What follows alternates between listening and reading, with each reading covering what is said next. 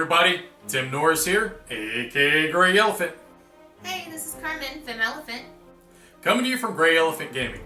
Today we're going to talk about Princes of the Dragon Throne. This is brought to us by Clever Mojo Games and plays 2 to 4 players. Well, when we first started playing this game, we were playtesting and we loved it.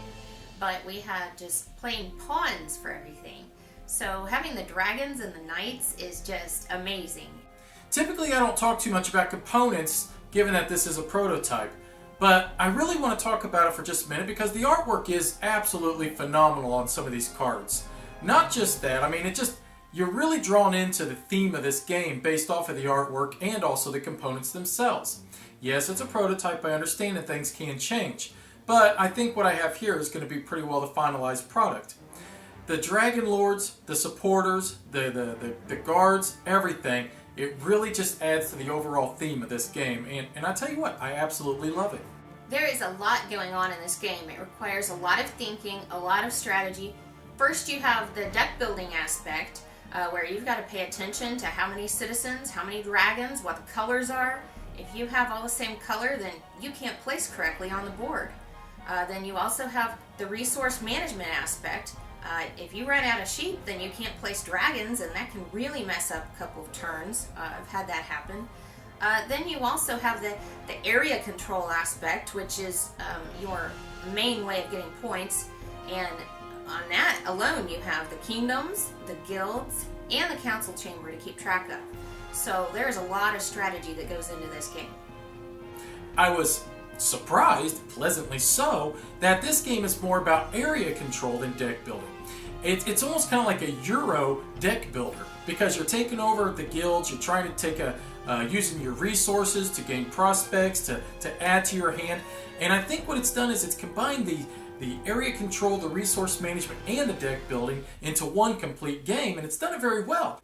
So you've got deck building, you've got resources, you've got area control, and then you also want to pay attention to which guild favors you're getting and how you're going to use them. I mean, there is just so much going on in this game.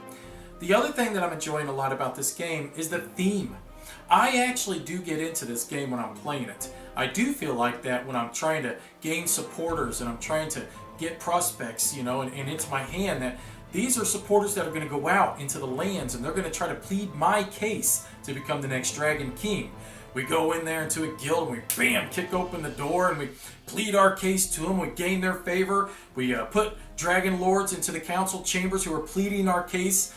All of this to me is just a beautiful, rich atmosphere that really draws me in, and I think that is probably one of the other elements of this game that I love so much.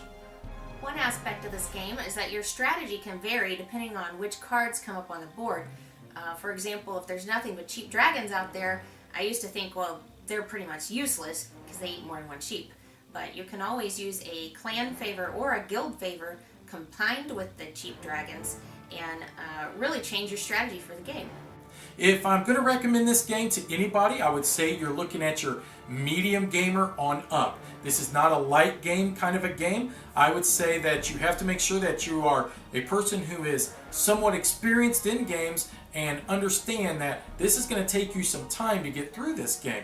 But at the same time, it's very enjoyable for that style of gamer as such as myself. I always envision myself as the medium gamer. I'm not the heavy style gamer. I'm not going to spend 4 hours playing a game. I'll get bored and fall out of my chair. This is a gamer's game. I love it. Just don't play with the kids around to distract you. Thanks for watching. The purpose of this video is to give our opinions quick and to the point. And if you want to know more about this game, check out the Grey Elephant How to Play, where I'll take you from setup all the way to in-game victory conditions. And if that's not enough, well, check out the Grey Elephant Live Play video, where my wife and I will sit down and we'll play an entire game of Princes of the Dragon Throne. During play, we'll explain what's taken place, and we'll give you a good feel on how this game plays in real time. Thanks for watching. My name is Tim Norris. Bye-bye.